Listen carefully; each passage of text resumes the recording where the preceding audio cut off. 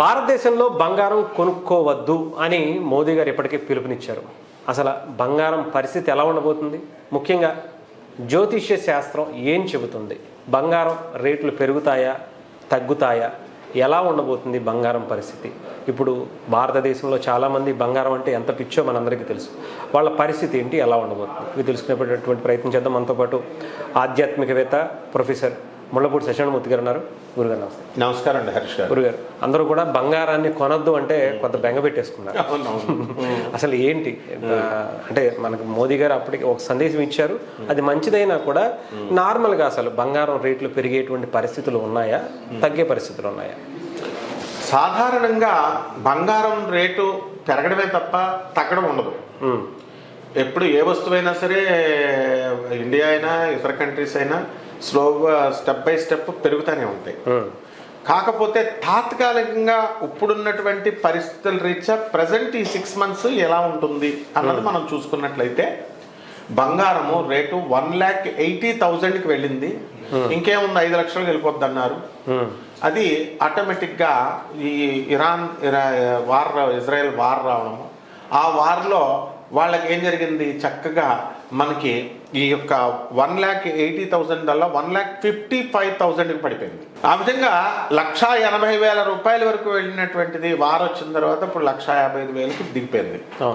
అంతేకాకుండా ఇప్పుడు ఇంకా వార్ జరగట్లేదండి అని చెప్తూ ఉంటారు, కానీ అక్కడ గల్ఫ్ కంట్రీస్లో వారాలు జరుగుతూనే ఉన్నాయి. మాకు తెలిసిన వాళ్ళు ఇంటి పక్కనే బాంబులు పడుతున్నాయి. అలాగే మనకి తెలిసినటువంటి మనకి ఎయిర్ ఫోర్స్ కమాండర్స్ వీళ్ళతో మేము రెగ్యులర్ కాంటాక్ట్లో ఉంటాం. వాళ్ళు వార్ జరుగుతూనే ఉంది. ట్రంప్ వాళ్ళంతా మీటింగ్స్ ఏంటంటే 6 months లోపల మనము అది పూర్తి చేసి రిపోర్ట్ ఇవ్వాలి. ట్రంప్ జరగట్లేదని, లేదా అపోజిషన్కి ఎక్స్ప్లెనేషన్ ఇచ్చుకోవాలి. అందుకోసం తాత్కాలికంగా ఆపిచ్చాడు. ఇది ఏదో మంతనాలు చేస్తున్నామని. అయితే బంగారం రేటు మోడీ గారు ఒక 1 year కొనొద్దండి అన్నారు. అది నిజం. అది ఆయన పాపం మంచి ఉద్దేశంతోనే చెప్పారు, దేశ ప్రధాని. మనం ఆయన గత 4-5 సంవత్సరాలుగా మనం చూసినప్పుడు ఆయన ఏ దేశంకి వెళ్తే ఆ దేశంలో బంగారం కొనుక్కొచ్చారు. మొత్తం భారతదేశం తరఫున మొత్తం అందరికి కొన్నారు. దాంట్లో ఇప్పుడు డాలర్ వాల్యూ ఇప్పుడు 94 పైసే వరకు వచ్చింది చక్కగా. అయితే ఇక్కడ ఏమైంది, మోడీ గారు వచ్చిన మరుక్షణం అక్కడ స్పీచ్లో బంగారం కొనద్దు అని చెప్పారో లేదో, సీతా మహాలక్ష్మి అనే సాఫ్ట్వేర్ ఇంజనీర్ ఒక అమ్మాయి ఇక్కడ జాబ్ చేస్తుంది. ఆ మోడీ వల్ల నాకు 69,000 లాస్ వచ్చింది సార్ అంటుంది. మోడీ వల్ల ఏమొచ్చిందమ్మా అంటే, ఆయన ఇలా అనౌన్స్ చేశాడో లేదో నాకు షేర్స్లో సెన్సెక్స్లో మొత్తం పడిపోయింది. అంత ఎఫెక్ట్ ఉంది మోడీ గారు వాక్కు. మనం ఏమనుకుంటున్నాం అంటే మోడీ గారు ఏదో మామూలుగా చెప్పారేమో అనుకుంటున్నాం. రాష్ట్ర మొత్తం అంతరాష్ట్రంగా అంతర్జాతీయంగా మొత్తం రేట్లు పడిపోయినాయి ఆ రోజు. కాబట్టి బంగారం కూడా ఇంకా 5% డౌన్ఫాల్ అవడానికి అవకాశాలు ఉన్నాయి ఈ యొక్క నెలలో. దీనికి జ్యోతిషపరంగా రీజన్ చెప్పొచ్చు మనం. ఇప్పుడు గురు గ్రహము శుక్రుడితో కలిశాడు.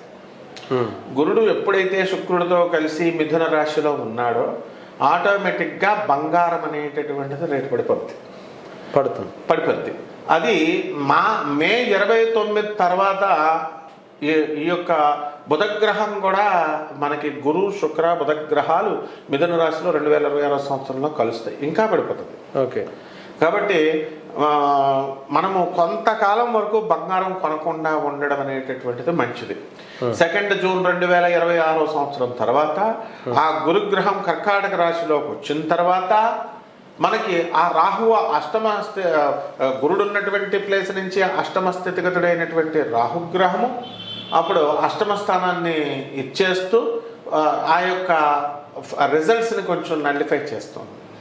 అలాగే ఈ యొక్క గురుడు యొక్క దృష్టి తన సొంత క్షేత్రమైనటువంటి మీనరాశికిలో ఉన్నటువంటి శనిని దృష్టితో చూస్తూ ఈ ఫ్యాక్టర్స్ అన్నీ కూడా మనం తీసుకున్నప్పుడు మనం బంగారం రేటు అనేటటువంటిది 2-3 నెలల దాకా పెరగదు. అయితే జ్యేష్ఠమాసము, అధిక జ్యేష్ఠమాసము ఇవన్నీ వచ్చినాయి. ఇప్పుడు జ్యేష్ఠమాసంలో ఈ సంవత్సరంలో పెళ్ళిళ్ళు లేవు, కానీ ఎప్పుడు జ్యేష్ఠమాసాల్లో పెళ్ళిళ్ళు అవన్నీ చేస్తారు. అయితే ఈ బంగారం రేటు ఎంతవరకు వెళ్ళొచ్చండి అంటే, అది 1,80,000కి వెళ్ళింది. ఇంకొక 20,000 ఎందుకు వెళ్ళదు? ఎప్పటికో ఒక సంవత్సరానికి తప్పకుండా 2 లక్షలను టచ్ చేస్తుంది. అది పెద్ద విషయం ఎప్పటికైనా. వీళ్ళంతా ఎక్సాగరేషన్ చేస్తూ చాలామంది 5 లక్షలకి వెళ్ళిపోద్ది, 4 లక్షలకి వెళ్ళిపోద్ది అంటున్నారు. అలాంటివి ఏమీ జరగవు. అందువల్ల అలా జరగడం వల్ల ఏమవుతుందంటే వీళ్ళు ఈ షేర్లు కొనడము ఇవన్నీ కూడా కమోడిటీస్లో కొనడం ఇలాంటివి చేస్తారు, నష్టపోతారు.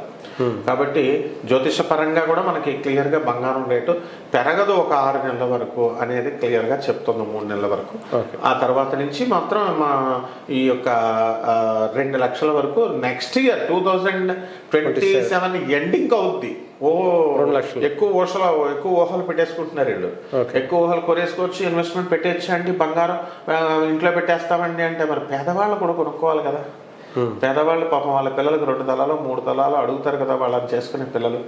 వాళ్ళకి అందువలన వాళ్ళకు కూడా కొనుక్కునే అవకాశాన్ని ఇవ్వాలి. ఇప్పుడు రియల్ ఎస్టేట్ కూడా అప్పట్లో ఒక పీక్కి తీసుకుపోయారు హైదరాబాద్, బాంబే లాంటి నగరాలు. ఆ తర్వాత పడుకోబెట్టేశారు. అసలు రియల్ ఎస్టేట్ పడుకుంటుందని ఎవరన్నా ఊహించారా? ఊహించలేదు. 4 సంవత్సరాలు మన రేవంత్ రెడ్డి గారు వచ్చిన దగ్గర నుంచి రేటు పెరగట్లేదండి అంటే రేవంత్ రెడ్డి మొనగాడు, అందుకనే చేశాడు. సాఫ్ట్వేర్ వెళ్ళి కొనేస్తున్నారు, మొత్తం ఈ యొక్క ల్యాండ్స్ అన్ని కొనేస్తే వీళ్ళు వెళ్ళిపోయి బీఆర్ఎస్ పార్టీకి, కేసీఆర్కి వాళ్ళకి రియల్ ఎస్టేట్ నుంచే వస్తాయట డబ్బులు. అందువలన అక్కడ బటన్ నొక్కాడు, ఇక్కడ బటన్ నొక్కాడు అంటారు.